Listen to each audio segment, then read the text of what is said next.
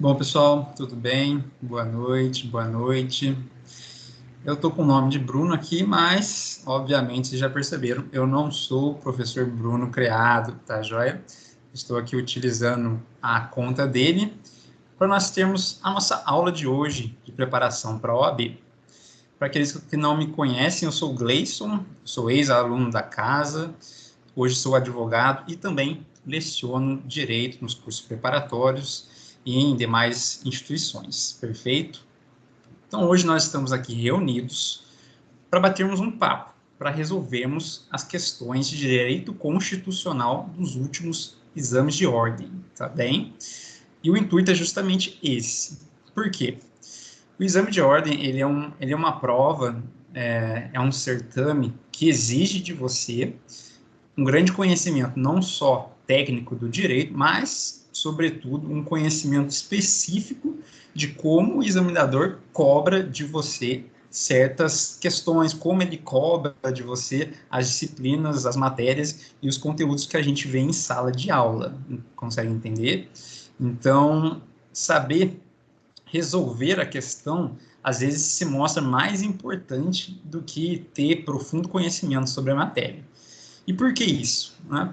Porque a prova da OAB ela não é uma prova que você compete com outras pessoas. A prova da OAB, seu único adversário é você mesmo. Ou melhor dizendo, seu único adversário é o seu cérebro. É você conseguir ter controle das suas emoções, é você ter a capacidade, a habilidade de, de olhar uma questão, mesmo com toda a pressão do mundo sobre os seus ombros, né, de ter que passar, de ter que ir bem, de ter que acertar no mínimo 40 e tudo mais. Então, a prova de você exige isso, né? Exige essa habilidade, mais do que qualquer tipo de estudo ou coisa do tipo.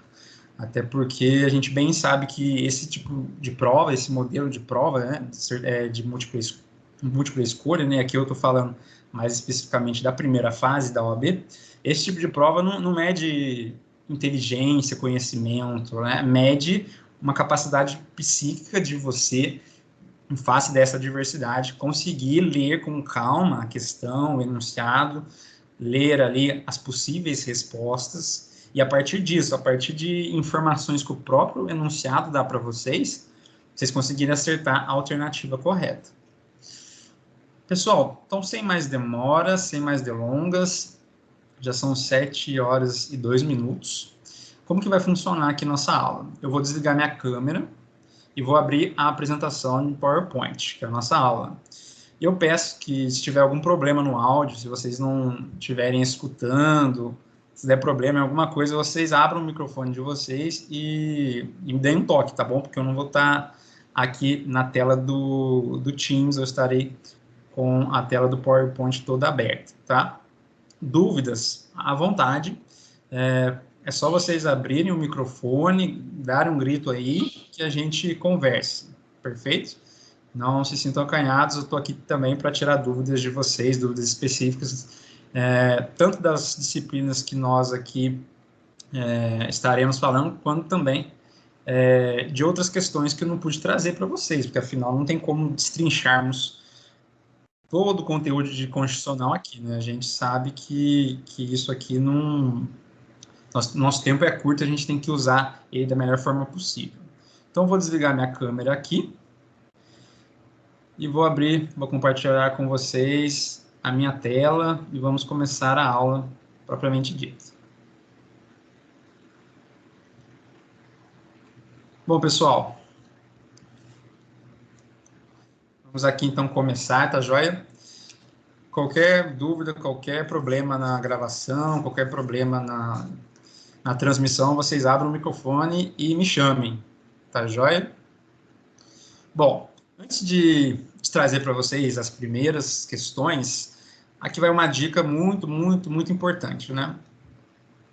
É reta final, em breve vocês estarão fazendo a prova de primeira fase da OAB, e muitos de vocês não estudaram tanto direito constitucional, ou até estudaram, porque sempre tem aquela matéria que a gente deixa para lá, né? Vai na sorte. É impossível estudar tudo de tudo, né? Pelo menos eu nunca consegui fazer isso.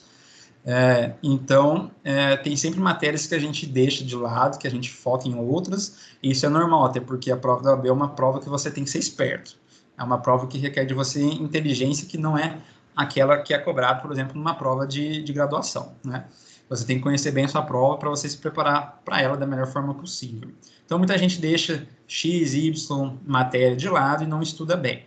Se você quiser estudar mais constitucional nessa reta final, ou se você não estudou nada e quer pelo menos saber do que se trata, aqui vão dicas muito importantes e eu peço para que vocês anotem, tá?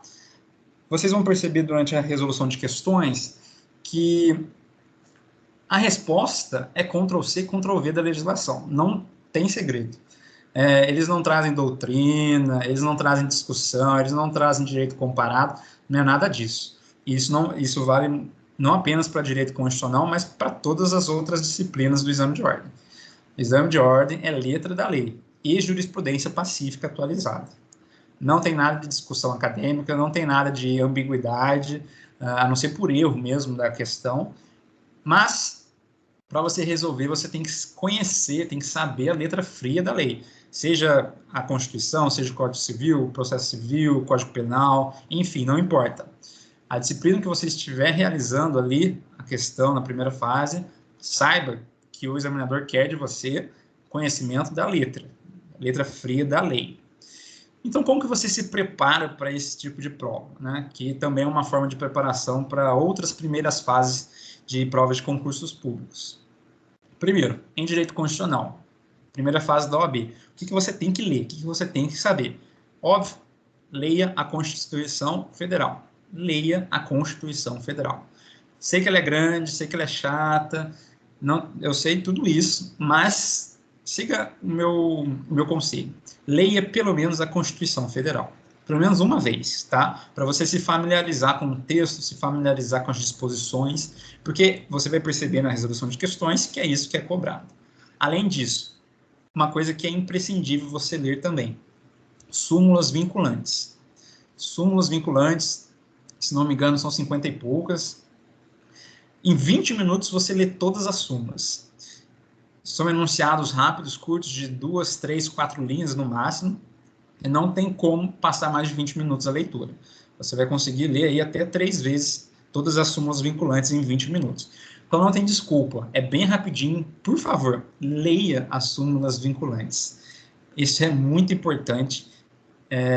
Vira e mexe, cai pergunta que você só encontra na súmula vinculante, e a preparação nesse estudo de súmula é muito rápida. São poucas súmulas vinculantes e são de fácil entendimento, de fácil leitura, rápida leitura, então não tem desculpa. Por favor, leiam as súmulas vinculantes.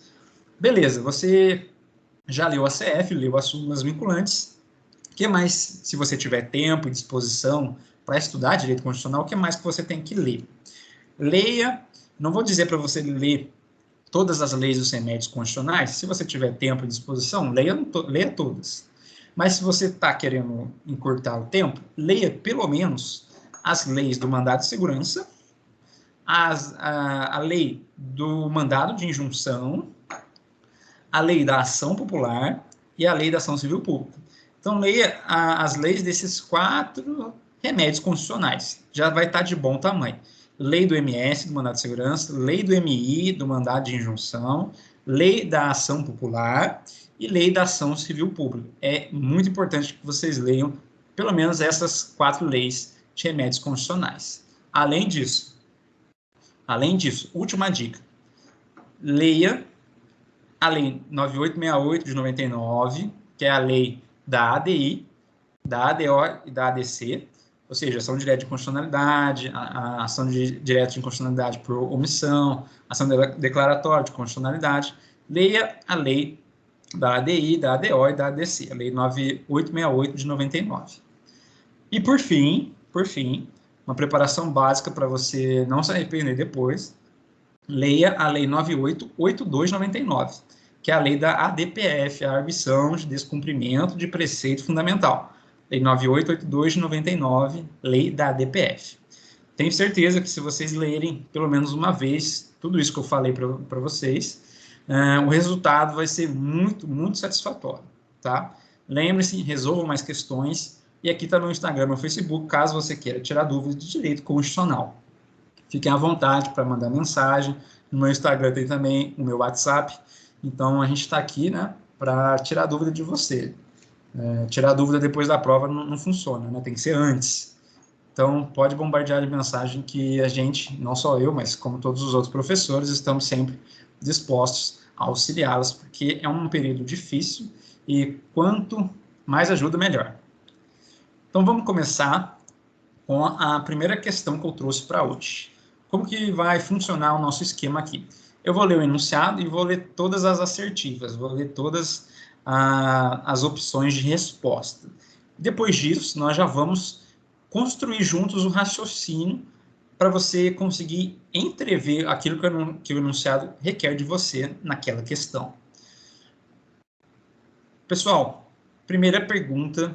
A lei Y do estado beta obriga pessoas físicas ou jurídicas, independentemente da atividade que exerçam, a oferecer estacionamento ao público, a cercar o respectivo local e a manter funcionários próprios para a garantia da segurança, sob pena de pagamento de indenização em caso de prejuízos causados ao dono do veículo. A Confederação Nacional do Comércio procurou seus serviços como advogado, visando obter esclarecimentos quanto à constitucionalidade da referida lei estadual. Sobre a lei Y, com base na ordem jurídico-constitucional vigente, assinale a afirmativa correta. Letra A. É inconstitucional, pois viola a competência privativa da União de legislar sobre matéria concernente ao direito civil. B. É inconstitucional, pois, conforme a Constituição Federal, compete ao ente municipal legislar sobre o direito do consumidor. C. É constitucional, pois versa sobre matéria afeta ao direito do consumidor, cuja competência legislativa privativa pertence ao Estado beta. É constitucional, pois, tratando a lei de temática afeta ao direito civil, a competência legislativa concorrente entre a União e os Estados permite que beta legisle sobre a matéria. Pessoal, essa questão requer de vocês alguns conhecimentos específicos em um grande conteúdo constitucional, que é a repartição de competências constitucionais. Então, você precisava, para responder essa questão, de conhecimento básico em repartição de competências constitucionais. Ele fala ali de inconstitucionalidade, que também é um conteúdo reflexo que você deveria saber. Mas o que ele quer mesmo de você é se você consegue encontrar no enunciado, encontrar ali nos seus estudos, a questão da repartição de competências entre os entes políticos. A letra correta para essa questão é a letra A. A resposta correta diz que a situação trazida no enunciado para vocês é inconstitucional, pois viola a competência privativa da União de legislar sobre matéria concernente ao direito civil. Pessoal, isso aqui está aonde na nossa Constituição Federal? Está no artigo 22, inciso 1º da CF. Anote aí para você ler depois. Artigo 22, inciso 1º da CF. Esse artigo, o artigo 22 e os seus demais incisos, traz para nós a noção de competência privativa. A competência privativa, ela é direcionada para um ente político específico, que é a União. Dentre os inúmeros incisos do artigo 22, está o primeiro, que traz ali uma situação que está sempre caindo na sua prova. Estado membro, ou seja, aqui seria o Estado beta, vamos imaginar o Estado de São Paulo, editando norma que é de competência privativa da União. Ou seja, se é competência privativa da União, somente a União pode legislar. Se um outro ente político se estende para essa esfera de competência, é óbvio que a norma ali produzida por esse outro ente político vai confrontar a Constituição Federal. Afinal, a Constituição diz, esse assunto quem legisla é fulano de tal. Esse assunto quem legisla é a União. Está lá no artigo 22, inciso 1º. E o ente político vai e faz essa legislação, ele está confrontando a CF. Ele está ali usurpando da competência que é destinada a um outro ente político específico, que no caso é a União. Então, direito civil, pessoal, tudo que for direito civil, e aí é grande, né? Aí a gente está falando de pessoa natural, está falando de bens, está falando de sucessão, está falando de família, está falando de obrigações, está falando de contratos, está falando de direito de empresa, enfim, tudo aquilo que tem no Código Civil, todos aqueles inúmeros milhares de artigos, tudo aquilo que está ali dentro, todo aquele conteúdo é de competência privativa da União de legislar. Outro ente político fez alguma norma a respeito, Estado, município, Distrito Federal, corta tudo, é inconstitucional, tudo bem?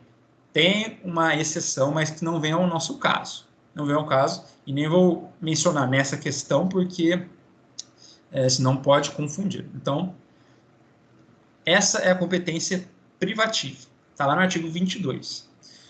Então, a lei que o Estado beta promulgou, a lei que o Estado beta ali editou, ela é inconstitucional, porque a Constituição diz que falar de direito civil é meramente da União.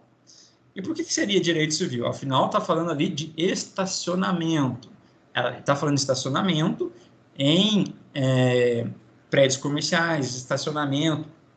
Pessoas tentam chamar clientela, tentam chamar ali possíveis fregueses para o seu estabelecimento, seja você ali pessoa física, pessoa jurídica. Então, veja, é uma relação obrigacional, é uma relação ali entre particulares, portanto, isso aqui é uma relação típica de direito civil, né? A letra C até fala de direito do consumidor, isso foi até na época muito levantado, né? Na verdade, trata de direito do consumidor, não direito civil, mas isso é irrelevante, porque a letra C vai nos dizer ali que fala da competência privativa pertence ao Estado beta. Então, isso já, apenas uma simples leitura da Constituição, você vê que não está ali, que você consegue sair dessa ambiguidade, dessa pseudo-ambiguidade. Agora, para vocês anotarem e lerem depois. Artigo 22, competência privativa. Artigo 21, competência exclusiva. Artigo 23, trata da competência comum. Artigo 24, trata da competência concorrente. Artigo 25, parágrafo 1º, trata da competência residual.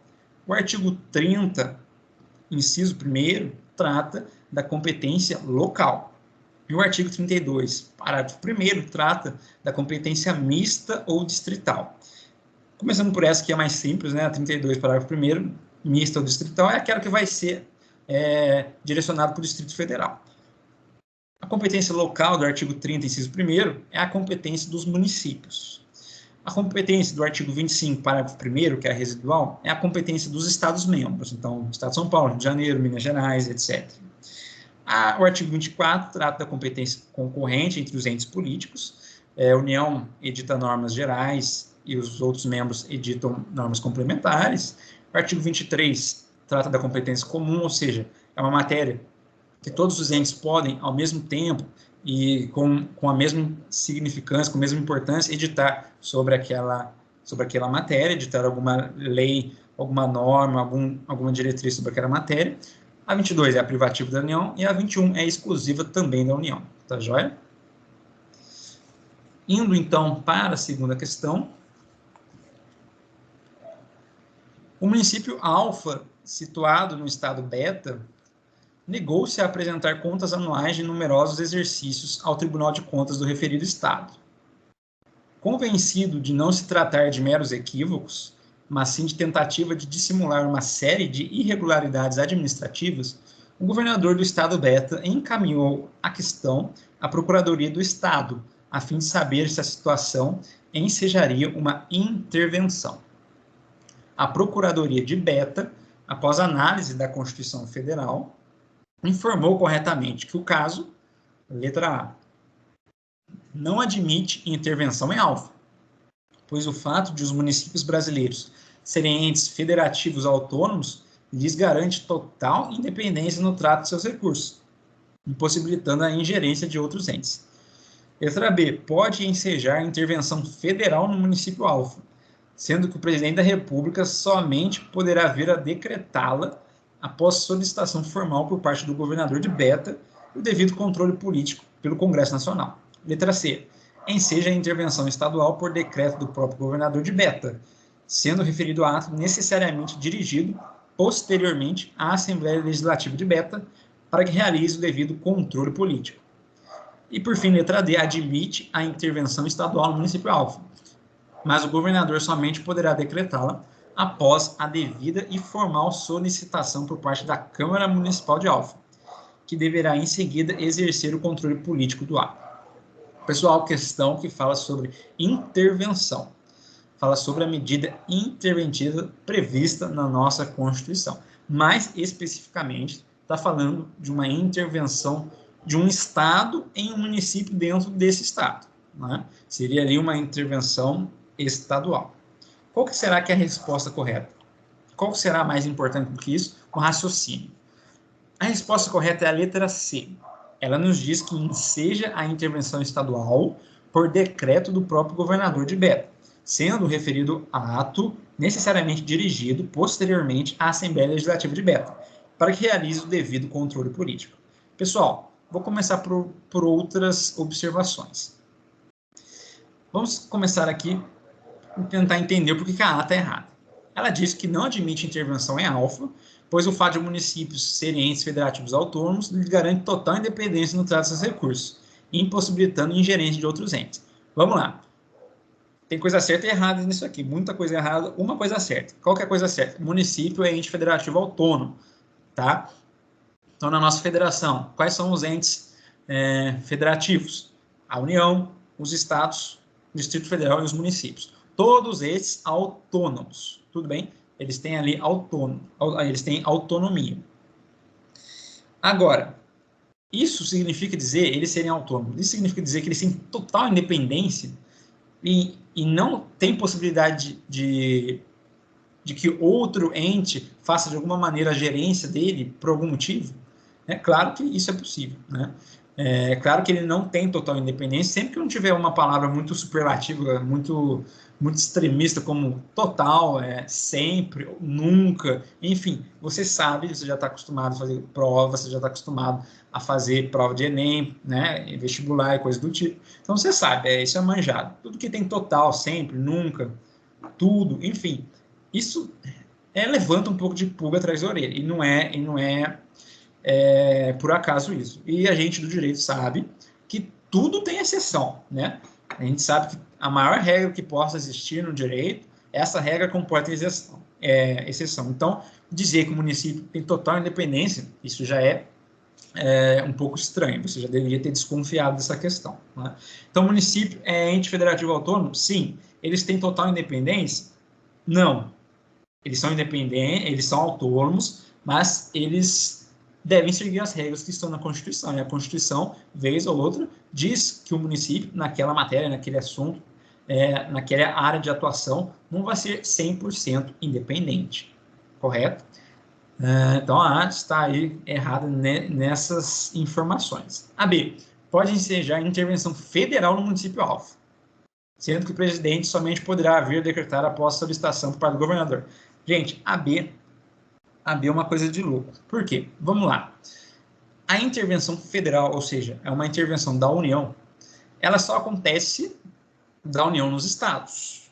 Assim como aconteceu no Rio de Janeiro, assim como aconteceu em Roraima. Agora, intervenção da União em município, isso é possível, Gleison? É possível. Mas que tipo de município? Desde que o município esteja inserido em território federal. Anota aí. Intervenção da União em município só ocorre se existir um município localizado em território federal. Então, como assim? A União ela pode intervir nos Estados-membros ou, se existir um território federal, que é uma espécie ali de controle administrativo, que hoje não existe, tá? Já existiu há muito tempo atrás, mas hoje não existe. É só letra da Constituição. Mas é claro que pode vir a existir. Né? Se não me engano, Fernando de Noronha era território federal. Ou seja, é uma região relativamente autônoma, mas que ela não se reporta ao Estado, daquela zona que ela está inserida. Ela se reporta diretamente à União. Então, veja, a União ela pode intervir nos Estados-membros, ou seja, a União interviu em Rio de Janeiro, Estado, né? A União interviu em Roraima. Ok, isso é possível. Agora, imagine que exista um território federal no Brasil. Esse território federal tem um município. A União pode intervir neste município localizado em território federal? Pode. Agora, o município de Lorena faz parte de um território federal? Não faz. Lorena pertence ao estado de São Paulo. União pode intervir em Lorena? Não, não pode. Tá bom? Não tenha dúvida, a União não pode intervir em um município localizado dentro de um Estado-membro. O que pode acontecer é o governador, o Estado-membro, intervir no município dentro da sua jurisdição, como é o caso do enunciado. Município alfa no estado beta. Estado beta, por meio do governador, quer intervir no município alfa. É possível? É possível. Agora, município alfa no estado beta. O estado epsilon quer intervir no município alfa, pertencente ao estado beta. Pode? Não pode. Cada um no seu quadrado, cada um intervindo nos seus próprios municípios. Correto? É por isso que a D está completamente equivocada. É uma pegadinha. A D, por que ela está errada? Admite intervenção estadual no município alfa, mas o governador somente poderá decretar após devida e formal solicitação por parte da Câmara Municipal de Alfa. Então, ou seja, a Câmara do município tem que pedir para o governador. Isso não é um requisito necessário, tá? Não é requisito necessário. E por que a C está certa? A C diz que seja intervenção estadual por parte do decreto, o próprio governador veta, sendo referido ao ato necessariamente dirigido depois à Assembleia Legislativa de Beta. Gleice, onde que está isso? Anota aí. Artigo 35, inciso 2 da CF. Artigo 35, inciso 2 da CF. E também está lá no artigo 36, parágrafo 1º. O artigo 35, parágrafo 2º da CF, vai nos dizer ali que quando o município não presta as devidas contas, como é o caso enunciado, ou seja, o município alfa negou-se a apresentar contas anuais, ou seja, ele não está prestando contas. Ele está achando que está de férias. Não vou prestar contas para o meu estado. Essa situação, prevista lá no artigo 35, inciso 2 da CF, permite intervenção estadual naquele município. Tá, joia? A questão de levar, depois da decretação da intervenção, a conhecimento da Assembleia Legislativa para controle político, está lá no artigo 36, parágrafo 1º da CF. Por que isso? No próprio artigo 36, nos seus incisos, diz para nós as hipóteses de intervenção que precisa ali de uma espécie de controle preventivo, que precisa ali de um requisito anterior à decretação da medida interventiva. É taxativo. Portanto, aquilo que não está nos incisos do artigo 36 não precisa desse requisito prévio. Ou seja, é só o chefe do Poder Executivo falar, vou decretar a intervenção, faz o decreto e manda para frente. Tá joia? Então, esse decreto ele é feito diretamente, no caso da intervenção estadual, pelo governador do estado, fez o decreto, envia para a Assembleia Legislativa respectiva para ela fazer o controle político. Isso acontece também na intervenção federal, que a União, o presidente, edita o decreto e depois ele vai mandar para o Congresso Nacional. Princípio da simetria, lembram? Então, segunda questão de hoje para vocês, anotem e leiam, por favor. Leiam depois. Artigo 35, inciso 2 e artigo 36, parágrafo 1º, ambos da nossa Constituição Federal. Terceira questão de hoje. Alfa, entidade de classe de abrangência regional, legalmente constituída e em funcionamento há mais de um ano, ingressa perante o Supremo Tribunal Federal com mandado de segurança coletivo para tutelar os interesses jurídicos de seus representados. Considerando a urgência do caso, a Alfa não colheu autorização dos seus associados para impetração da medida. Com base na narrativa acima, assinale a afirmativa correta. Vamos lá, letra A. Alfa não tem legitimidade para impetrar mandado de segurança coletivo, de modo que a defesa dos seus associados em juízo deve ser feita pelo Ministério Público, ou, caso evidenciada a situação de vulnerabilidade, pela Defensoria Pública. B. Alfa goza de ampla legitimidade para impetrar mandado de segurança coletivo, inclusive para tutelar direitos e interesses titularizados por pessoas estranhas à classe por ela representada. C. Alfa possui legitimidade para impetrar mandado de segurança coletivo em defesa dos interesses jurídicos de seus associados, sendo, todavia, imprescindível a prévia autorização nominal e individualizada dos representados, em assembleia especialmente convocada para esse fim. D. Alfa possui legitimidade para impetrar mandado de segurança coletivo em defesa dos interesses jurídicos da totalidade ou mesmo de parte dos seus associados, independentemente de autorização. Galera, no começo do vídeo eu falei para vocês lerem a lei do mandado de segurança. além de outros diplomas legais. Essa questão é disposição expressa da lei do mandado de segurança. Não tem como acertar essa questão, e cai muita questão assim, de leis dos remédios constitucionais e de leis das ações do controle, não tem como acertar sem ter antes pelo menos lido uma vez. Então, por favor, leia, tá? Depois eu vou passar para você a lei aqui na hora de a gente responder essa pergunta. A resposta certa para essa questão é a letra D. Alfa possui legitimidade para impetrar mandado de segurança coletivo em defesa dos interesses jurídicos da totalidade ou mesmo de parte de seus associados, independentemente de autorização. Vamos lá. Por que A está errado? Alfa não tem legitimidade para impetrar mandado de segurança, de modo que a defesa deve ser feita pelo MP ou pela Defensoria Pública. Gente, não. E eu já vou falar o porquê não e já vou matar para vocês onde que está a letra D na lei. A está errada e, por consequência, a B está certa, porque é a disposição expressa do artigo 21, caput, da Lei do Mandado de Segurança. Artigo 21, caput da Lei do Mandado de Segurança, que é a Lei 12.016 de 2009. Lei 12.016 de 2009. Então, anote e leia pelo menos esse artigo, mas eu sugiro fortemente que você leia a lei inteira. A Lei do Mandado de Segurança é curta, tá bem curtinho. Então, dá para ler bem rápido. O artigo 21 traz os inúmeros legitimados ativos para propor a mandado de segurança coletivo. Está lá a entidade de classe e associação, enfim, diversos conglomerados, diversas espécies ali de grupos que têm legitimidade ativa para impetrar mandado de segurança coletivo. A Alfa, entidade de classe de abrangência regional, legalmente constituída e em funcionamento há mais de um ano, é, portanto, uma legitimada ativa prevista no artigo 21, caput, da Lei 12.016 de 2009. B. A Alfa goza de ampla legitimidade para impetrar, ok, inclusive para tutelar direitos e interesses titularizados por pessoas estranhas à classe. Não. A lei ela é bem direta no que tange a isso, né? Se você tem uma entidade de classe, ela só pode defender para fins de mandado de segurança a sua própria classe, né? Isso aqui é até uma pergunta, é um ponto aqui de lógica, né? A B está completamente errada. A C. A Alfa possui legitimidade para impetrar mandado de segurança coletivo em defesa dos interesses jurídicos associados, sendo, todavia, imprescindível prévia autorização nominal individualizada. Não.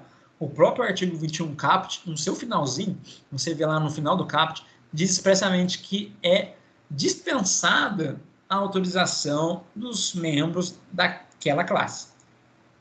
Então, vamos imaginar ali, Alfa tem 1.000 associados, tem 1.000 ali sindicalizados, enfim, tem 1.000 pessoas que compõem a sua devida classe e está ali nos quadros associativos de Alfa. Ela precisa ter autorização de cada um para entrar no nome dele? Não, isso não existe, tá? Está lá no artigo 21 caput da lei do MS.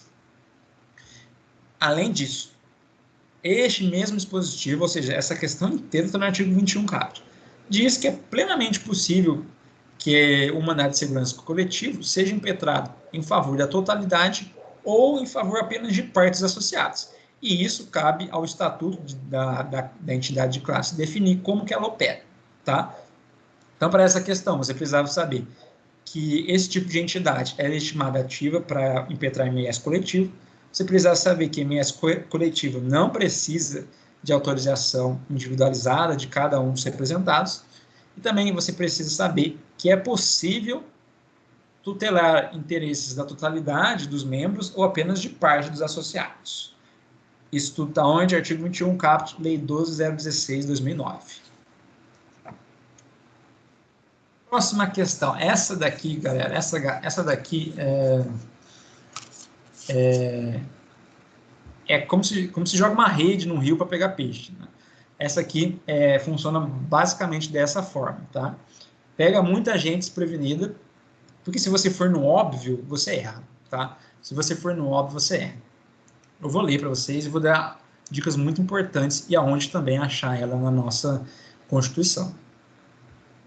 João dos Santos foi selecionado para atuar como praça, prestador de serviço militar inicial, fato que lhe permitirá ser o principal responsável pelos meios de subsistência de sua família. No entanto, ficou indignado ao saber que sua remuneração será inferior ao salário mínimo, contrariando o texto constitucional esculpido no artigo 7º, inciso 4 da CR. Desesperado com tal situação, João entrou no gabinete de seu comandante e o questionou de forma ríspida e descortês acerca dessa remuneração supostamente inconstitucional, sofrendo, em consequência dessa conduta, punição administrativo-disciplinar de prisão por 5 dias, nos termos da legislação pertinente. Desolada, a família de João procurou advogado para saber sobre a constitucionalidade da remuneração inferior ao salário mínimo, bem como da possibilidade de a prisão ser relaxada por ordem judicial. Nessas circunstâncias, nos termos do direito constitucional brasileiro e da, olha só, a jurisprudência do STF, assinala a opção que apresenta a resposta do advogado.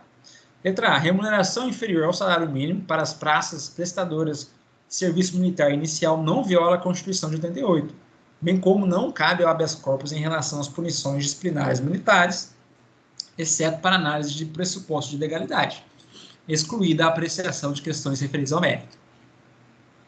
B. A remuneração inferior ao salário mínimo contraria o artigo 7º, inciso 4 da Constituição, bem como se reconhece o cabimento de habeas corpus para as punições disciplinares militares, qualquer que seja a circunstância.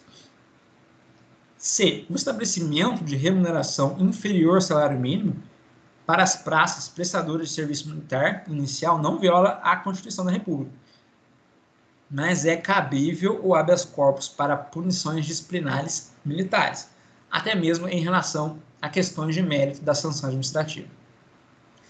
D. A remuneração inferior ao salário mínimo contraria a ordem constitucional, mais especificamente o texto constitucional inserido no artigo 7º, inciso 4 da Constituição, bem como não se reconhece o cabimento de habeas corpus em relação às punições disciplinares militares, exceto para análise dos pressupostos de legalidade, excluídas questões de mérito da sanção administrativa. Isso daqui pega para capar muito fácil. Se você vai no óbvio, você vai pensar o quê? É impossível que alguém receba menos que o salário mínimo legalmente no Brasil. Ainda mais uma pessoa que trabalha para o Estado, como é o praça, né? Então, se você for nessa lógica, você já está errando. Além disso, habeas corpus, é óbvio que cabe habeas corpus para qualquer coisa, né? O Brasil é o país do habeas corpus. A STF sabe bem disso. Então, é óbvio que o pobre João dos Santos aqui do nosso enunciado pode impetrar um habeas corpus no juízo competente.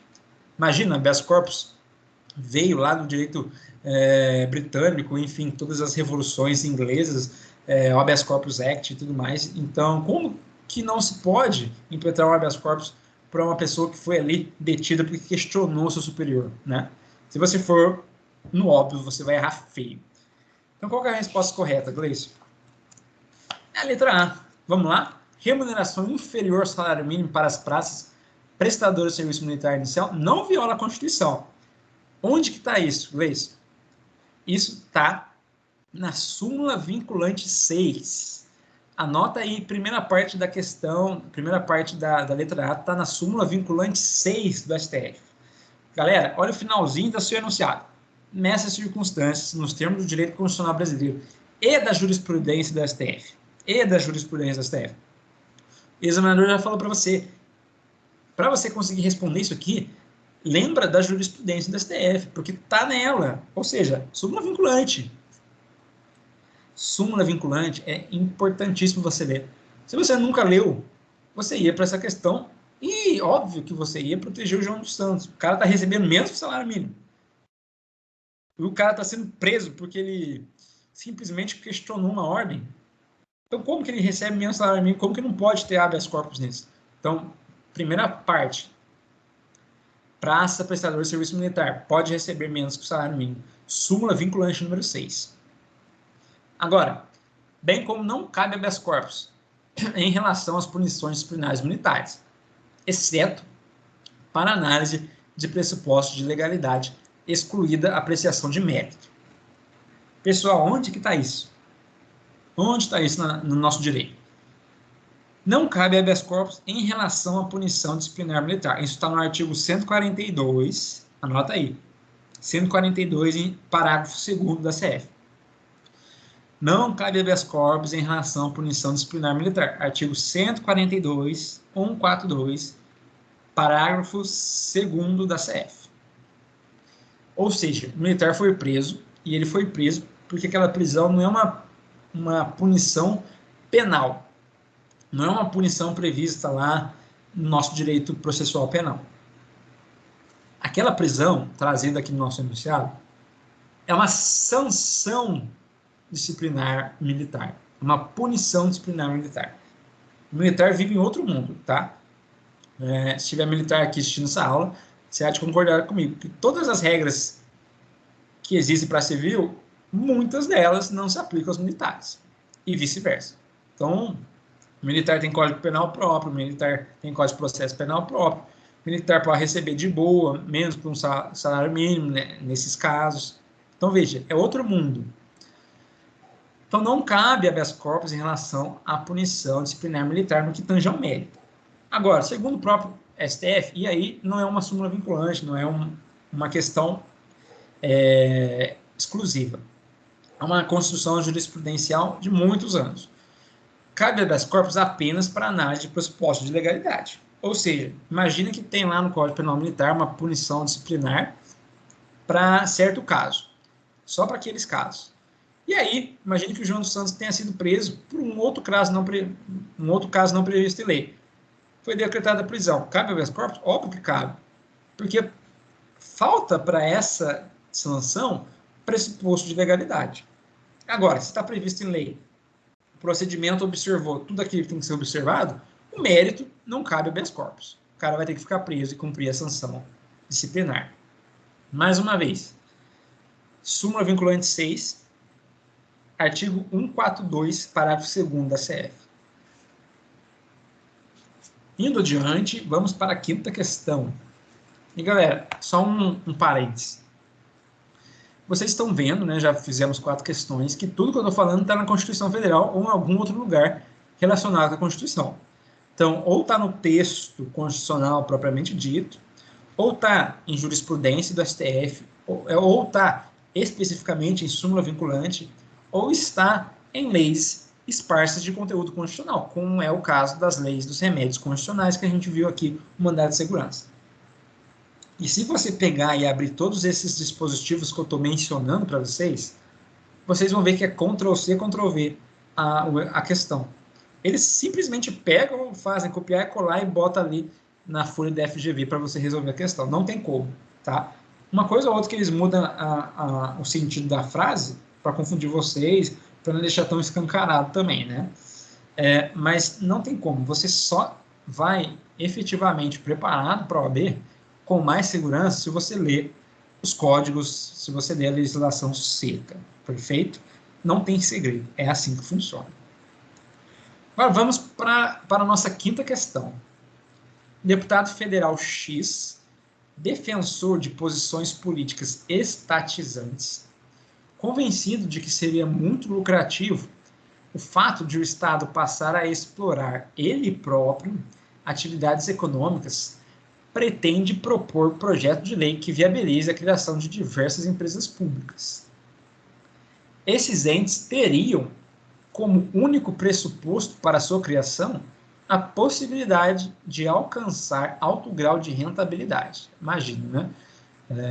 Imagina os nossos políticos falando isso para nós, né? Já é uma coisa muito estranha. Com isso, seria legalmente inviável a criação de empresas públicas deficitárias. Olha que mágica, né? Antes de submeter o projeto de lei à Câmara, o deputado federal X consulta seus assistentes jurídicos, que, analisando a proposta, informam corretamente que seu projeto vamos lá, letra A, inconstitucional, pois a criação de empresas públicas, sendo o ato estratégico da política nacional, é atribuição exclusiva do PR, do Presidente da República, que poderá concretizá-la por meio de decreto. B. Constitucional. Muito embora deva o projeto de lei seguir rito complementar, o que demandará a obtenção de um quórum de maioria absoluta em ambas as casas do Congresso Nacional. C. inconstitucional, pois a exploração direta de atividade econômica pelo Estado só será permitida quando necessária à segurança nacional ou caracterizada relevante interesse nacional. D. Constitucional, pois a CF, ao estabelecer livre concorrência entre seus princípios econômicos, não criou obstáculos à participação do Estado na exploração da atividade econômica. Galerinha, o que isso aqui requer de você? Primeiro, requer sobre o processo legislativo. Está falando de criação de lei. Criação de empresas por meio de lei. Além disso, está falando também de competência de determinados cargos da administração pública em editar esta lei. E está falando, por último, e mais importante, sobre a intervenção do Estado na economia. Está falando sobre a possibilidade ou não do Estado operar diretamente a atividade econômica. É isso que essa questão requer de você. Qual que é a resposta certa? Letra C. Inconstitucional, pois a exploração direta da atividade econômica pelo Estado só será permitida quando necessária à segurança nacional ou caracterizada relevante interesse nacional. Pessoal, onde está isso? Anote aí, artigo 173, artigo 173, caput da nossa CF. Artigo 173, caput da CF. Antes de mais nada, vamos ver aqui as outras questões, as outras alternativas. A diz que é inconstitucional, ok. Pois criação de empresa pública é ato estratégico da política nacional, ok. E atribuição exclusiva do PR, do Presidente da República. Não, não é. Tá? Não tem nada disso na nossa Constituição. O Presidente da República tem atribuições específicas, taxativas, e a gente vai ver mais para frente uma perguntinha que eu separei para vocês. Mas criação de empresa pública, qualquer empresa pública, isso não é atribuição exclusiva do Presidente da República. A B diz, é constitucional, aí já está errado, né? Muito embora deva o projeto de lei seguir rito complementar, o que demandará a obtenção de quórum de maioria absoluta. Ok, vamos lá. Já está errado porque diz que é constitucional, é inconstitucional. Deve o projeto de lei seguir rito complementar? Não deve. Via de regra, tudo aquilo que está na nossa Constituição é feito por rito comum, né? É feito por ali uma lei ordinária, né? Um rito ordinário de processo legislativo. Mas, Gleice, tem um rito complementar, tem ali uma lei complementar, que tem um código de maioria absoluta. Sim, existe. Mas para vocês ficarem espertos. Como que eu sei que o rito é complementar ou ordinário? Quando a Constituição falar. Se a Constituição não fala nada, é rito ordinário. Se a Constituição fala os termos de lei complementar, aí é óbvio que é rito complementar. Então, via de regra, não falou nada, é rito ordinário, maioria simples.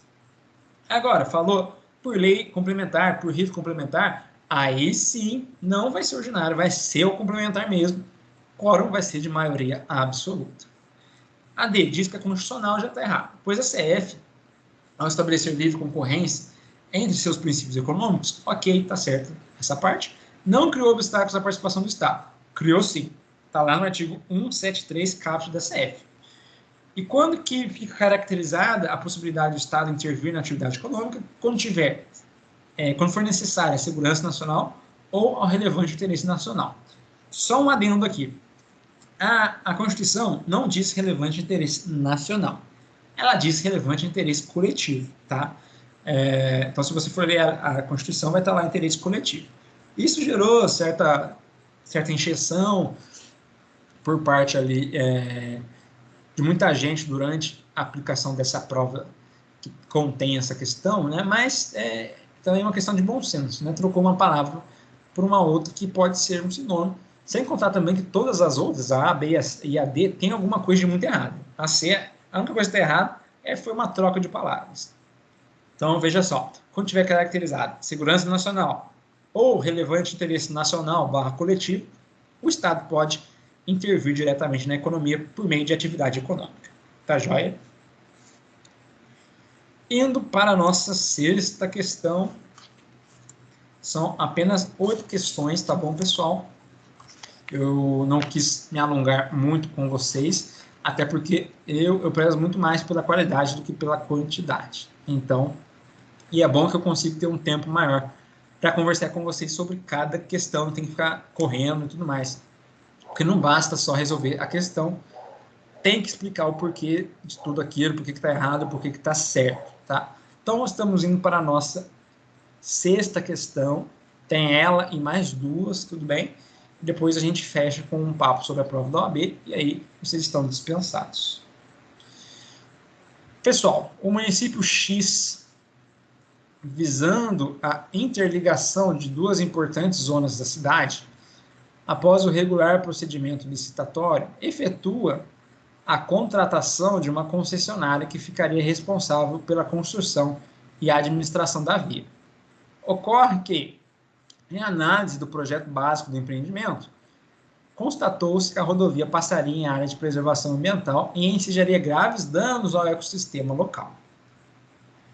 Com isso, antes mesmo de se iniciarem as obras, Arnaldo, cidadão brasileiro e vereador no exercício do mandato no município X, constitui advogado e ingressa com ação popular postulando a anulação da concessão. Com base na legislação vigente, assinale a afirmativa correta. Então vamos lá, agora a gente vai ler as nossas alternativas e depois vamos aqui explicar, construir o raciocínio para vocês. Letra A. A ação popular proposta por Arnaldo não se revela adequada ao fim de impedir a obra potencialmente lesiva ao meio ambiente. B. A atuação de Arnaldo na qualidade de cidadão é subsidiária, sendo necessária a demonstração de inércia por parte do Ministério Público. C.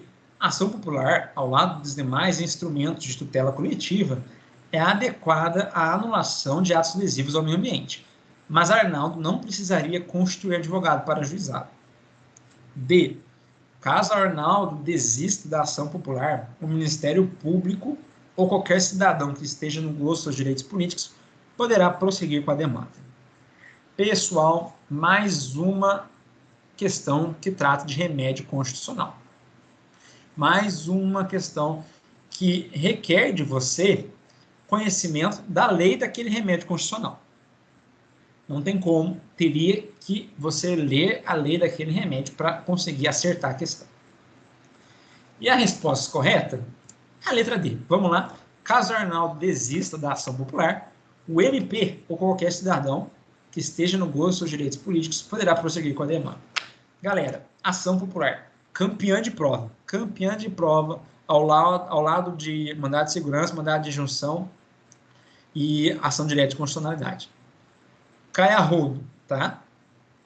E se alguém aqui for louco, assim como eu fui, de fazer constitucional na segunda fase, a ação popular tem que estar na ponta da língua. A ação popular é uma peça muito cobrada na segunda fase em constitucional, tá? Então, se tem alguém aqui que vai fazer a segunda fase, já fica atento à ação popular, tá? Vamos lá. Primeiro, o que é uma ação popular? A ação popular, anotem, a ação popular é um remédio constitucional, um dos mais importantes. A ação popular, ela tem diversos objetivos. Ela busca tutelar o meio ambiente, ela busca ali impedir atos lesivos ao erário, ao patrimônio público, ao patrimônio histórico, cultural, enfim. Tudo aquilo que é de, digamos assim, tudo aquilo que é de interesse coletivo, a exemplo do meio ambiente, a exemplo dos cofres públicos, a exemplo daquele prédio histórico que foi tombado, a exemplo, enfim, de outras questões que são sensíveis a uma tutela coletiva, a ação popular pode ser a medida judicial cabível. Agora, qual que é a sua peculiaridade? É uma grande peculiaridade que vai fazer com que seja ela ou não, ou seja uma ação muito semelhante a ela naquela questão, ou enfim, naquela peça, coisa do tipo. A ação popular, ela tem um legitimado ativo, só um, tá? Quem é essa pessoa? É o cidadão. Anote. Ação popular. Legitimidade ativa. Cidadão. Agora, quem que é o cidadão? É aquele, como a própria letra D nos diz. Cidadão é aquela pessoa que está no pleno gozo dos seus direitos políticos. Ou seja, Ela pode votar, ela pode ser votada, e aí vai requerer de você o quê? Não só conhecimento em ação popular em si, mas também nos direitos políticos, que está lá logo no começo da nossa CF. Depois ali dos direitos de nacionalidade. Então, veja, direitos políticos, elegibilidade, inelegibilidade reflexa, alistamento eleitoral, quem pode votar, quem pode ser votado. Tudo isso vai fazer com que você consiga rotular determinada pessoa como cidadão ou não, tá? Então, veja, a ação popular tem apenas um legitimado, é o cidadão. É claro que pode ser qualquer cidadão, né? Desde que ele tenha este status. Agora, o Ministério Público, ele tem alguma intervenção na ação popular? Sim. O Ministério Público, ele atua não como autor da ação, ele atua como custos legis, ou seja, ele acompanha o feito, ele acompanha o processo como guardião do direito brasileiro. Antigamente, né, o MP, ele tinha um outro apelido para esse momento, né, o guardião da lei só, né, mas na verdade não. Ele vai tutelar nesses procedimentos todo o direito, né? Não apenas aquilo que está na lei, aquilo que está na própria Constituição, aquilo que está em jurisprudência, aquilo que está nos princípios do direito, enfim, tudo isso. O Ministério Público, ele atua como custos legis. Agora, vamos imaginar que fulano entrou com a ação popular. A ação popular dá trabalho, né? Demora anos, e aí está 3 anos já rolando aquela ação, porque o judiciário ele é muito sério, né? Então, tá rolando já 3 anos aquela ação popular, fulano tá cansado de ter que falar com o advogado dele sobre a ação, tá cansado de correr atrás, fala, vou desistir, cansei, não sou obrigado a nada. Ele pode fazer isso? Pode, óbvio que pode. Então ele desiste. Aí, Gleison, aquela ação vai ficar, assim, vai ser extinta sem resolução do mérito? Não, não vai. Aquele processo, o que vai acontecer? O juiz da causa, né, o juiz que está ali presidindo aquela ação popular, ele vai abrir um edital para outro cidadão que quiser entrar no polo ativo, entre. Cidadão não entrou, ou seja, fulano saiu, ficou sem legitimado ativo. O juiz convocou a municipalidade, enfim, convocou todos os cidadãos por meio de edital ali a substituírem aquele que saiu no processo. Nenhum cidadão corajoso quis assumir essa bucha. O que acontece? O MP assume o polo ativo, tá? Então, veja só. Primeiro é o cidadão. O cidadão é o único que pode impetrar esse tipo de ação. Ele é o único que pode propor ação popular. Propôs, beleza. Se ele quer desistir, o judiciário permite que outro cidadão continue a tocar a demanda. Agora, se ninguém quer, se ninguém está interessado, aí o Ministério Público continua como legitimado ali no polo ativo. Mas é subsidiário, tá? Subsidiário. Gleice, onde que está isso? Onde está tudo isso? Primeiro, a questão do meio ambiente, da tutela do meio ambiente. Está lá no artigo 5º, inciso 73. Artigo 5º, inciso 73, LXX 3 pauzinhos. Artigo 5º, inciso 73, traz lá as hipóteses que possibilitam a impetração, a proposição da ação popular. Agora, a questão da desistência da ação pelo cidadão, edital para outros cidadãos, e ali titularidade subsidiária do Ministério Público. Isso está onde, Gleice? Anotem. Artigo 9º, Lei 4717 de 65. Artigo 9º, Lei 4717 de 65. É a lei da ação popular que você tem que ler, tá? Você tem que ler para ir preparado, porque se você não tivesse lido, você não ia conseguir acertar com certeza essa questão, né? Agora vamos lá ver porque as outras estão erradas. A ação popular proposta por Arnaldo não se revela adequada ao fim de impedir a obra potencialmente lesiva. É sim adequada. Meio ambiente é um dos objetos que são tutelados pela ação popular, artigo 5º, inciso 73 CF. B. A atuação de Arnaldo na qualidade de cidadão é subsidiária, sendo necessária demonstração de inércia por parte do Ministério Público. Não, é o contrário. Cidadão é o legitimado ativo principal. O Ministério Público é subsidiário quando tiver desistência da ação pelo cidadão originário, tá? Então, a B aqui, ela troca os papéis, né? Não é o cidadão que é subsidiário, é o Ministério Público. Agora, pegadinha aqui. Imagine que o enunciado diz para você ali, ou a questão, né, a alternativa diz para você que tem uma situação igualzinha a essa acontecendo, de um potencial lesivo ao meio ambiente, e nenhum cidadão entra com ação popular. O que acontece? O Ministério Público pode entrar com ação popular? Imagina, um riozinho lá todo bonito, cheio de peixe diferente, super importante para o ecossistema local, e tem uma empresa lá jogando dejeto a rodo naquele rio. Nenhum cidadão está afim de assumir esse BO. E aí? O Ministério Público pode propor ação popular? Não, não pode. O que a MP pode fazer? Ação civil pública. Ação civil pública e ação popular são dois procedimentos ali irmãos, tá? A diferença entre a AP e a CP é o titular. Na ação popular, o titular é o cidadão. Na ação civil pública, o titular é o Ministério Público. Então, tem essa mesma situação. E diz aqui que nenhum cidadão se deu ao trabalho de propor uma ação popular. O Ministério Público pode propor ação popular? Não, jamais, nunca. O que o MP pode fazer é propor uma outra ação, chamada de ação civil pública. Mas, se tiver uma ação popular em curso, o cidadão desistiu, nenhum outro quer substituí-lo, o MP pode tocar o barco. Tá bem? Letra C. Ação popular, ao lado dos demais instrumentos de tutela coletiva, é adequada à anulação de atos lesivos ao meio ambiente. Ok, até aí está certo. Mas a Arnaldo não precisa constituir advogado? Opa, peraí, quem tem capacidade postulatória? Se Arnaldo fosse advogado, aí então, ele é advogado e cidadão. Aí ele pode advogar em causa própria. Agora, Arnaldo não é advogado, portanto, não tem capacidade postulatória. Não precisa constituir advogado? Precisa sim. Precisa, é uma ação como qualquer outra. E é óbvio que essa ação não vai estar lá no juizado com menos de 20 salários mínimos, né?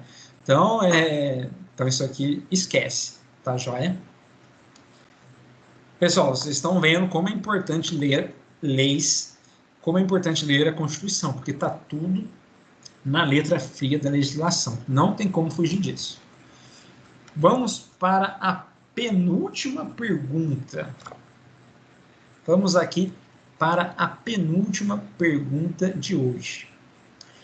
Bento ficou surpreso ao ler em um jornal de grande circulação que um cidadão americano adquiriu fortuna ao encontrar petróleo em sua propriedade. Isso aqui é muito Simpsons, né? Situado no estado do Texas.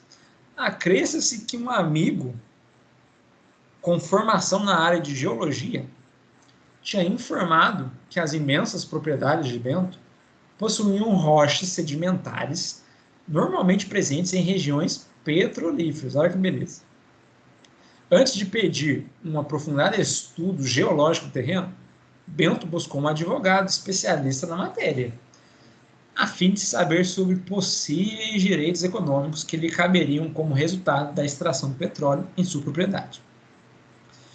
O advogado respondeu que, segundo o sistema jurídico constitucional brasileiro, caso seja encontrado petróleo na propriedade, Bento A. poderá, por ser proprietário do solo e por extensão do subsolo de sua propriedade, explorar per se a atividade, auferindo para si bônus e ônus econômicos advindos da exploração. Letra B. Receberá indenização justa e prévia pela desapropriação do terreno em que se encontra a jazida, mas não terá direito a qualquer participação nos resultados econômicos provenientes da atividade. C. Terá assegurada, nos termos estabelecidos pela via legislativa ordinária, participação nos resultados econômicos decorrentes da exploração da referida atividade em sua propriedade. D. Não terá direito a qualquer participação no resultado econômico da atividade, pois, embora seja proprietário do solo, as riquezas extraídas do subsolo são de propriedade exclusiva da União. Galera, isso aqui também é para selecionar o joio do trigo, né? Essa questão também está na Constituição Federal, está justamente na parte que fala da intervenção do Estado nas atividades econômicas, tá? Vocês vão ver que o artigo está ali próximo daquele que a gente falou do artigo 173, e diz respeito a recursos naturais achados em subsolo de uma propriedade privada, né? Se fosse em outro país, as coisas seriam bem melhores, viu? Para o dono do lugar. Mas é como no Brasil nada é nosso, tudo é do Estado, né? Já dá para você ter ali pelo menos uma malícia de tentar achar a resposta correta por conta disso. Né? Então, esses são os requisitos que o enunciado que o seu examinador quer de você, né? Que você tenha conhecimento em recursos naturais em propriedade privada. Recursos naturais em propriedade privada. E a resposta correta, galera, é a letra C. Terá assegurada, nos termos estabelecidos pela via legislativa ordinária, ou seja, por lei, participação nos resultados econômicos decorrentes da exploração da referida atividade em sua propriedade. Gleison, onde que está isso na Constituição Federal? Pega a caneta e anota. Artigo 176, artigo 176, parágrafo 2º da CF. Artigo 176, parágrafo 2º da CF. Diz exatamente isso, né? Não só, eu não falo do petróleo em si, falo de jazidas, de lavras e outros recursos, especialmente hidráulicos e tudo mais. Tem um pequeno rol lá exemplificativo, né? Se qualquer um daqueles elementos for achado em uma propriedade privada, o que você tem? Você tem a propriedade daquele elemento, daquele recurso? Infelizmente não. Tá? Infelizmente que nos Estados Unidos, então, se você achar um baita poço de petróleo, e que, convenhamos, né? Quem tem um pouco de petróleo hoje é muito rico, porque, né? Quem vai conseguir pagar 7 conto na gasolina? Então, veja, achou um baita poço de petróleo na sua casa. Opa, tô feliz. É melhor que ganhar na loteria. Não. Não e não.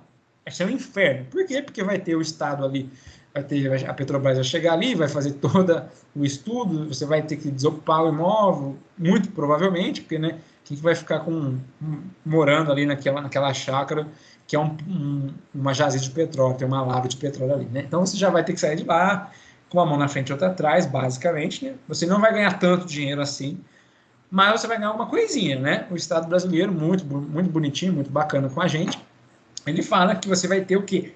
Participação nos resultados econômicos, tá? Você não vai ser dono do recurso natural ali encontrado, você não vai poder explorar diretamente aquele recurso natural ali encontrado, e você não vai ganhar muito, você vai ter uma participação. É claro que você vai acabar ganhando muito, mas veja o quão injusta é a nossa Constituição Federal.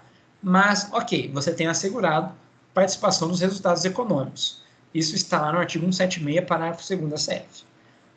Está errado por quê? Veja só, poderá, por ser proprietário do solo e do subsolo, né, por extensão, explorar per se, ou seja, por si só, a atividade, oferindo para si bônus e ônus econômicos advindos da população. Não, ele não vai poder explorar diretamente, ele vai ter apenas uma participação nos resultados.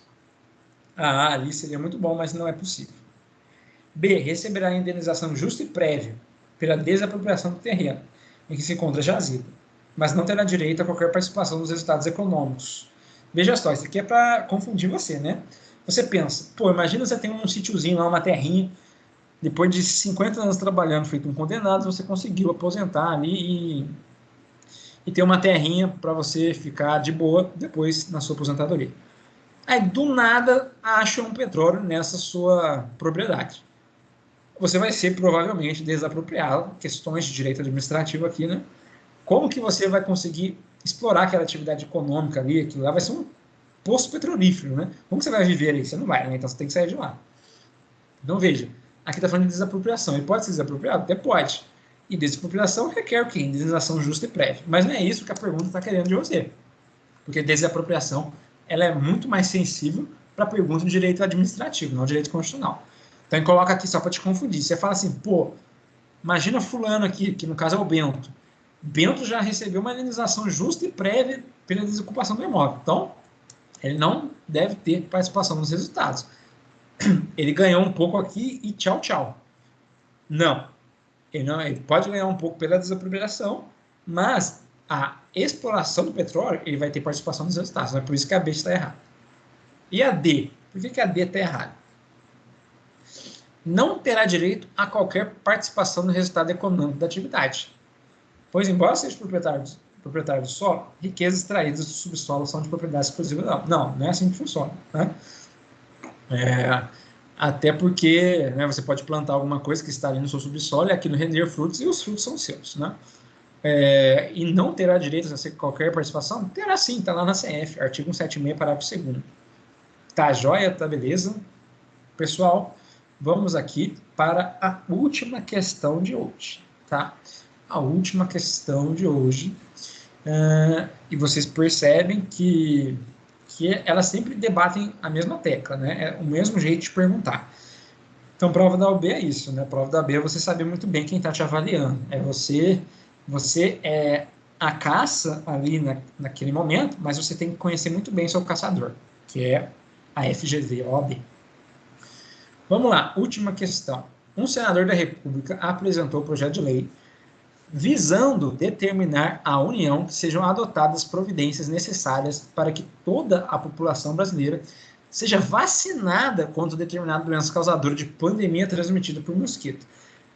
Parece até um pouco de ironia do destino trazer isso para vocês, mas esse aqui é uma prova mais antiga e que estava tendo ali epidemia de dengue e chikungunya, né? Então, mas vale para nós hoje, né? Vacinação compulsória trata aqui essa questão, então vale para Covid-19, vale para dengue, vale para chikungunya, enfim. É ironia do destino, mas na verdade essa questão aqui era daquela época ali de 2015, 2016, que estava tendo um surto, né, de doenças transmitidas por mosquito. O Senado Federal, no entanto, preocupado com o fato de que os servidores da saúde poderiam descumprir o que determinaria a futura lei, isso em razão de seus baixos salários, acabou por emendar o projeto de lei, determinando igualmente majoração da remuneração dos servidores públicos federais da área de saúde pública. Aprovado em ambas as casas do Congresso Nacional, o projeto foi encaminhado ao presidente da República. Com base na hipótese apresentada, assinale a afirmativa correta. Está escrito correto aqui, mas eu fiz Ctrl+C, Ctrl+V da prova da OAB, então já estava errado lá, tá joia? Vamos lá. Letra A. O presidente da República não terá motivos para vetar projeto de lei por vício de inconstitucionalidade formal, ainda que possa vetá-lo por entendê-lo contrário ao interesse público, devendo fazer isso no prazo de 15 dias úteis. B. O presidente da República, ainda que tenha motivos para vetar o projeto de lei por vício de inconstitucionalidade formal, poderá, no curso do prazo para a sanção ou veto presidencial, editar medida provisória com igual conteúdo ao do projeto de lei aprovado pelo Congresso Nacional, tendo em vista o possível de separação dos poderes. Letra C. O presidente da República poderá vetá-lo por motivo de inconstitucionalidade material e não por inconstitucionalidade formal, uma vez que os projetos de lei que acarretem despesas para o Poder Executivo são de iniciativa privativa do presidente da República. Letra D. O presidente da República poderá vetá-lo por motivo de inconstitucionalidade formal, na parte que majorou a remuneração dos servidores públicos, uma vez que a iniciativa legislativa nessa matéria é privativa do chefe do Poder Executivo, devendo o veto ser exercido no prazo de 15 dias úteis. Pessoal, aqui o que essa questão traz para nós? E é preciso que você saiba para acertar. E o que é uma questão inconstitucional ou não? E como funciona o processo legislativo, né? Basicamente isso. Agora, qual será que é a resposta correta, pessoal? Letra D. Vamos lá. O presidente da República poderá vetá-lo por motivo de inconstitucionalidade formal, na parte que majorou a remuneração dos servidores públicos, uma vez que a iniciativa legislativa nessa matéria é privativa do chefe do Poder Executivo, devendo o veto ser exercido no prazo de 15 dias úteis. Ok. Pessoal, processo legislativo, inconstitucionalidade, enfim. Vamos aqui começar do começo, né? Quando existe um projeto de lei, ele tem um rito previsto na Constituição, né? Imagina lá, vamos pegar aqui um exemplo bem bacana, imagina o Tiririca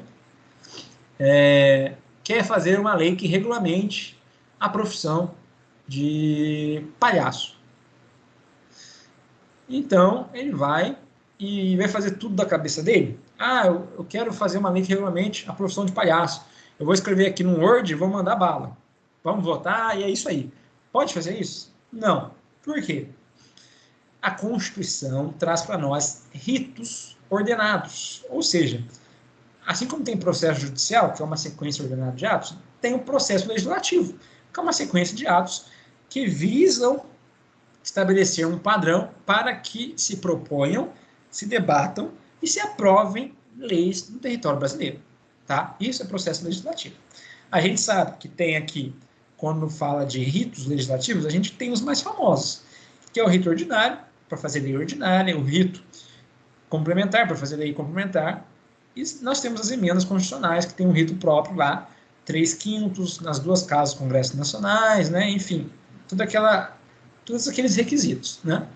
E aí você tem outras espécies também de processo legislativo que não vem ao caso. Mas o que é importante vocês saberem, lei se faz por meio de processo legislativo.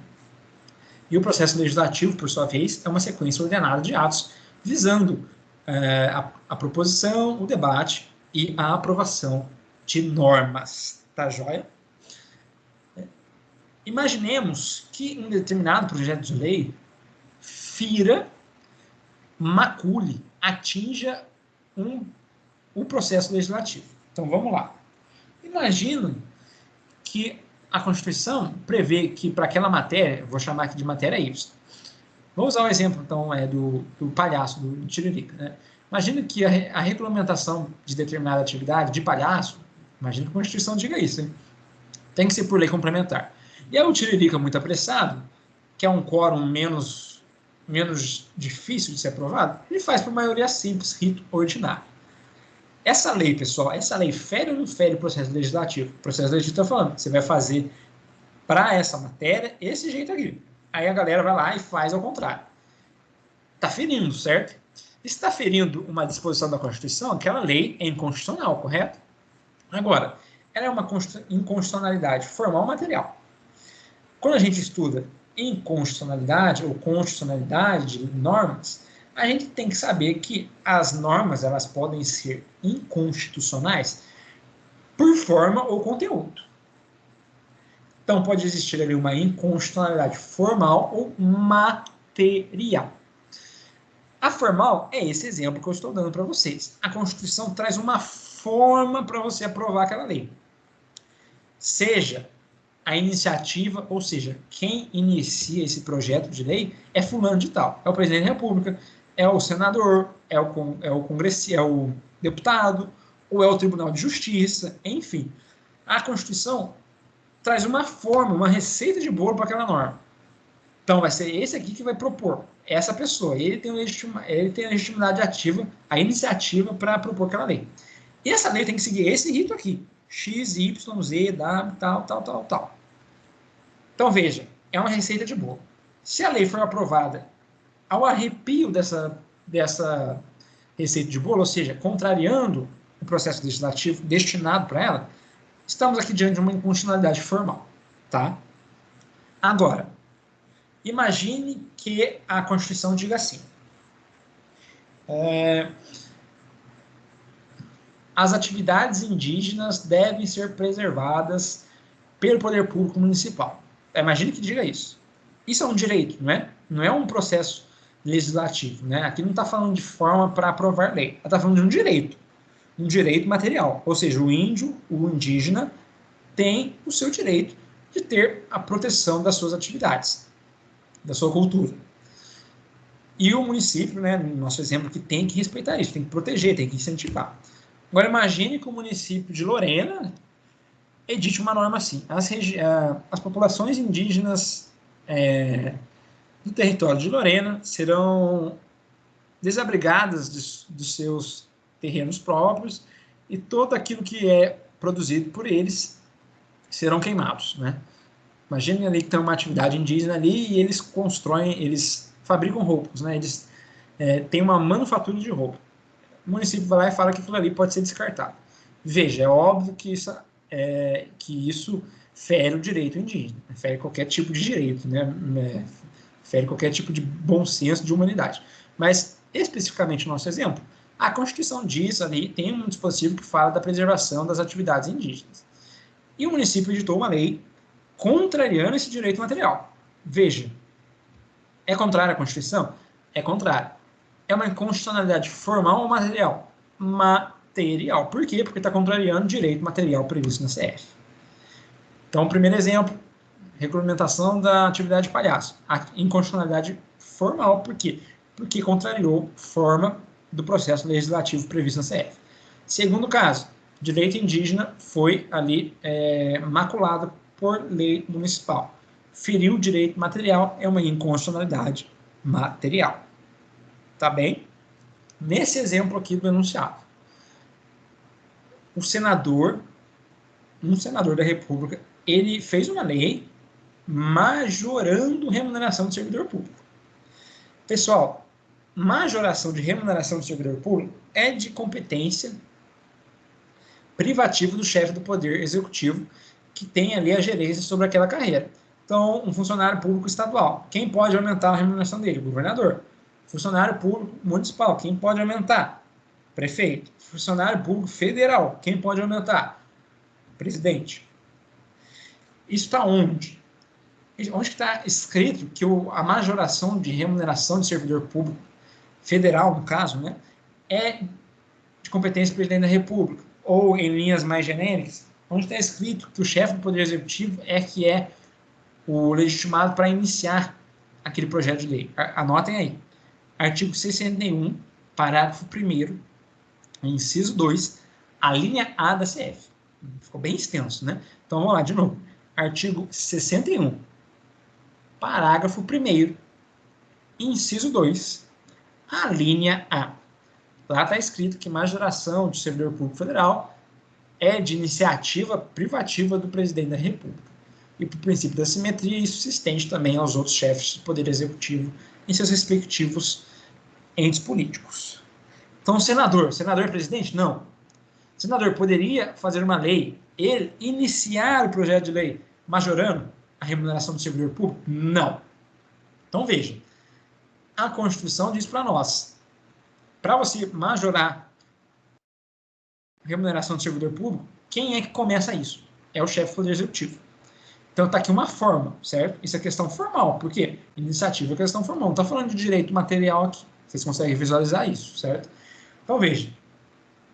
Se quem começou é o senador e quem deveria ter começado era o presidente da República, temos aqui, então, uma inconstitucionalidade formal. Sendo assim, diante de casos de inconstitucionalidade, pode o presidente, o chefe do Poder Executivo, vetar aquele projeto de lei? Pode. Vamos lá. Depois que a lei é aprovada pelo legislador, vai para quem? Vai para o chefe do Poder Executivo, vetar ou sancionar. Sancionar, ele pode até ficar ali inerte, né? Que depois de um tempo, né, depois de um período de vacância ali, a lei já é automaticamente ali publicada, editada, enfim. Agora, o veto não. O veto ele tem que ali vetar ali tacitamente, né? Tem que falar, eu veto isso, isso, isso. O veto, ele pode ter a natureza política ou jurídica. Vocês estão lembrando disso? Natureza política, o que é? O chefe do Poder Executivo simplesmente não quer aquela lei no país que ele governa, ou no estado que ele governa, ou no município que ele governa. Vamos lá. Vacina e presidente da República. Vocês acham mesmo que o nosso atual presidente gostaria de ter vacinação para todo mundo? Óbvio que não gostaria disso, né? Mas por pressão nossa, dos cidadãos, e pressão de outros políticos conscientes, óbvio que ele não está colocando um empecilho direto a isso, né? Ele não editou nenhuma lei no sentido contrário, ou não vetou nada desse tipo, né? Mas por fora ele faz tudo para atrapalhar isso, né? Então imagine que um senador da República aqui tenha editado uma lei sobre vacina. E chega lá, o presidente olha e fala assim, não quero isso. Né? Eu não acho que esse seja um momento adequado para isso, eu não acho que isso seja a medida política mais assertiva para o nosso momento, em tese, tá, gente? Ele pode vetar? Pode, tá? Seria um veto jurídico? Não, muito pelo contrário, né? É um veto ali que vai contra qualquer direito que nós temos. Mas é um veto político, que é possível, tá? Que é possível, em tese, é constitucional. Então, a lei chegou para o presidente da República, a lei chegou para o governador, a lei chegou para o prefeito, a lei chegou para o governador do Distrito Federal. Esses políticos olharam, falaram que não gostei da lei, não acho bacana para esse momento. Pode vetar? Pode. É o veto político. Agora imagine que nesse caso tenha chegado uma lei que é flagrantemente inconstitucional. E aí todos os assessores, o presidente falam, presidente ou o governador, essa lei aqui vai contra a Constituição, tem vício de forma aqui, tem vício de matéria aqui, de conteúdo. Não acho bacana que ela seja ali sancionada, porque vai ser alvo de controle de constitucionalidade, vai dar pano para manga, etc, etc, etc. Ele pode vetar por isso? Por inconstitucionalidade? Pode, é o veto jurídico, certo? Então, o presidente, aqui no nosso exemplo, ele pode vetar de maneira jurídica porque ele viu uma inconstitucionalidade formal da lei? Pode, sem problema nenhum. Na verdade, o veto jurídico ele é muito aconselhado, né? Porque vai deixar uma lei inconstitucional nascer para depois fazer um controle repressivo, é perder tempo, dinheiro, de paciência de todo mundo, né? Então já veta na hora. Então veja, a D diz, o presidente da República poderá vetá-lo por motivo de inconstitucionalidade formal. Por quê? Porque de acordo com o artigo 61, parágrafo 1º, inciso 2, a linha A que você anotou aí, é iniciativa privativa do chefe do Poder Executivo o aumento, a majoração de remuneração dos seus servidores públicos. Agora, o final diz ali, devendo o veto ser exercido no prazo de 15 dias úteis. Gleison, onde é que está esse prazo? Caraca, velho, eu tenho que decorar isso. Bom, decorar é uma palavra muito forte, né? Mas você tem que ter uma ideia desses prazos, né? Prazo de 15 dias úteis para veto. Onde está isso? Anotem. Anotem e leiam depois. Artigo 66. Artigo 66, parágrafo 1º da Constituição Federal. Artigo 66, parágrafo 1º da Constituição Federal. Vamos lá. A. O presidente da República não tem motivo para vetar projeto de lei por vício de inconstitucionalidade formal. Na verdade, tem. Ainda que possa vetar por entender contrário ao interesse público, que é o caso ali do veto político, devendo fazer isso no prazo de 15 dias úteis. A A está pegando vocês ali justamente na questão de inconstitucionalidade formal. Vocês teriam que saber que a iniciativa privativa do chefe do Executivo aumenta a remuneração dos seus servidores públicos. B. O presidente da República, ainda que tenha motivos para vetar projeto de lei por vício de inconstitucionalidade formal, poderá, no curso do prazo para sanção ao veto, ou seja, nos 15 dias úteis, editar medida provisória com igual conteúdo ao projeto de lei aprovado pelo Congresso Nacional, tendo em vista o princípio de separação dos poderes. A separação dos poderes não quer dizer a respeito disso, tá? Eles usam esse princípio que a gente adora falar, né? Adora usar, justamente para confundir vocês. Então, veja, tem um projeto de lei que está na boca do gol. É só o presidente dar ali a sua sanção. Ele vai e edita uma medida provisória. Gente, medida provisória tem que ter o quê? Tem que ter o quê? Urgência e relevância, né? Basicamente. Então tem que ser uma situação muito urgente que não dá para esperar o processo legislativo para você poder ali, chefe do Poder Executivo, editar uma medida provisória. Tem que ser, obviamente, relevante. A B, o nosso enunciado está dizendo para nós que está na boca do gol. Está ali, só falta ele sancionar ou vetar, né? E ele vai editar a medida provisória, cadê a urgência disso? É só ele fazer a sanção. Não tem que fazer a medida provisória. Então falta esse requisito para a medida provisória. Vocês concordam comigo? Então é por isso que a B também está errada. E a C, o presidente da República pode vetá-lo por motivo de inconstitucionalidade material e não por formal, uma vez que os projetos de lei que acarretem despesas para o Poder Executivo são de iniciativa do presidente da República. Que bom que eu expliquei isso aqui antes de chegar nela, né? Pessoal, formal e material, inconstitucionalidade formal e material, qual que é a diferença? Formal diz respeito a como funciona a edição daquela norma. Então, são questões relativas à iniciativa, quem é que começa essa parada? Quem é que vai propor o projeto de lei? É o presidente da República? É o Tribunal de Justiça? É o STF? É um senador? É o deputado? É um cidadão? Ou seja, por meio de uma ação de um projeto de lei de iniciativa popular? Enfim, isso tudo é forma, tá? Iniciativa e procedimento.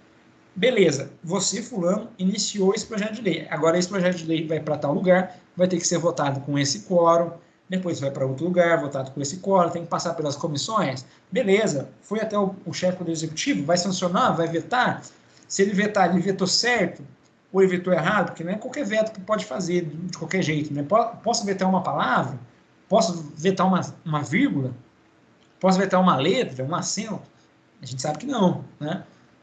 Então, veja só, tudo isso é forma, tá? Procedimento, iniciativa, procedimento, caminho. Não é material, material é direito. A Constituição fala assim, você, fulano, tem esse direito. Aí vai e edita uma norma contrária a esse direito. Não está falando de procedimento, está falando realmente de conteúdo. Isso sim é inconstitucionalidade material. Então, aqui, no nosso exemplo, está falando do quê? De aumento de remuneração do servidor público. Isso é iniciativa. Iniciativa é forma, portanto, inconstitucionalidade formal e não material. Pessoal, essa foi a nossa aula de hoje, tá bom? Essa nossa aula de resolução de questões. Eu agradeço muito por vocês terem assistido a essa aula, tá bem? Eu vou abrir aqui de novo minha câmera e para dar algumas ponderações finais, tá bem? Vocês perceberam ao longo das nossas questões que todas elas estão em algum lugar da nossa Constituição ou estão em algum lugar das leis de conteúdo constitucional. Eu disse no início da nossa aula que é muito importante que vocês leiam as leis dos remédios constitucionais. E eu separei aqui para vocês, né, os mais importantes para que vocês leiam depois. Né? Eu citei para vocês no início do vídeo. Que vocês leiam pelo menos a Lei do Mandado de Segurança, que a gente até fez questão aqui disso, a Lei do Mandado de Injunção, a Lei da Ação Popular, que a gente também fez aqui questão, e a Lei da Ação Civil Pública, que eu cheguei a mencionar aqui quando estava falando de ação popular. É imprescindível que vocês leiam. São leis curtas, tá? São leis realmente ali de 20, 25 artigos. Então, em um dia você consegue ler tudo, tá? Em meio dia você consegue ler tudo com tranquilidade.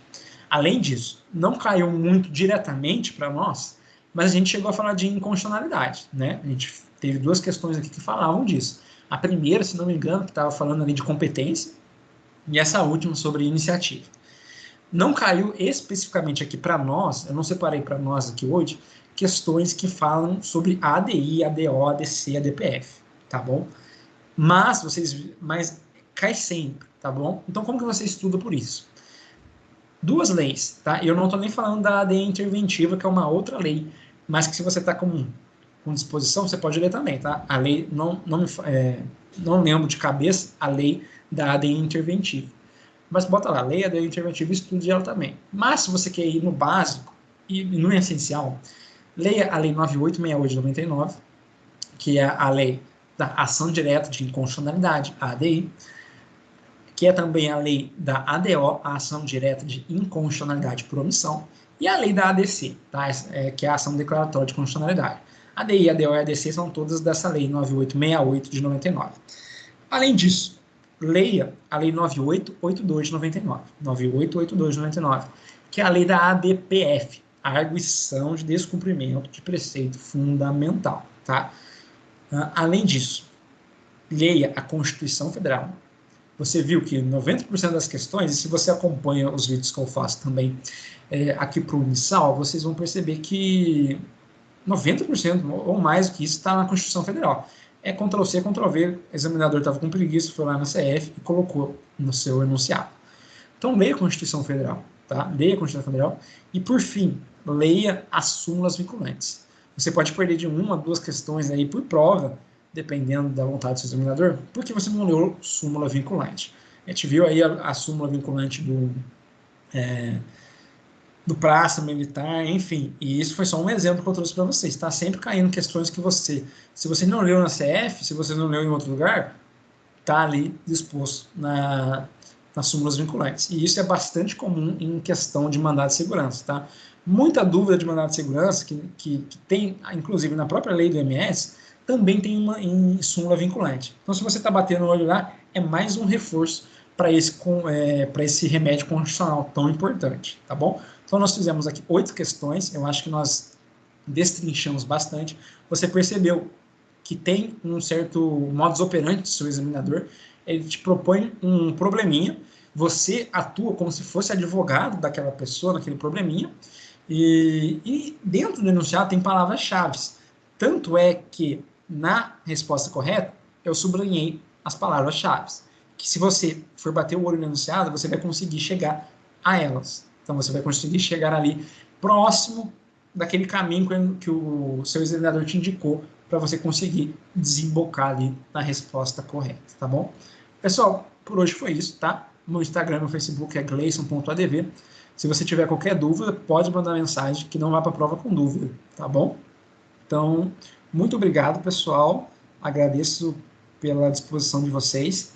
Boa sorte na prova, tá bom? Lembre-se, a prova é controle da mente, controle das emoções, muito mais que conhecimento.